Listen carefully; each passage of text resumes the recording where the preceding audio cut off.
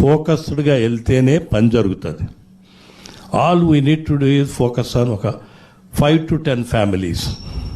మనకు తెలుసు మన ఊరు వెళ్తే ఈ యదవ మనకి ఎట్టి పరిస్థితుల్లో ఓటు వెయ్యడు అనేది మనకు తెలుసు. వాడిని మార్చడంలో మన నైపుణ్యం ఉపయోగించాలి. వాడిని ఏ రకంగా అయినా కానీ మనకున్న ఎబిలిటీతో, వాడికి పిల్లలు ఉంటారు, పెళ్ళం ఉంటుంది, అన్నీ ఉంటాయి.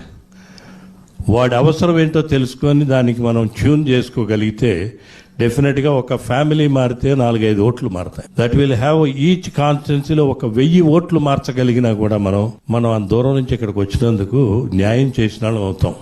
2-3 లక్షల రూపాయలతో, ఒకవేళ డబ్బుతోటే మార్చగలిగినా కూడా 2-3 లక్షలతో ఆ 10 కుటుంబాలని మార్చగలిగిన కెపాసిటీ మనకుంది.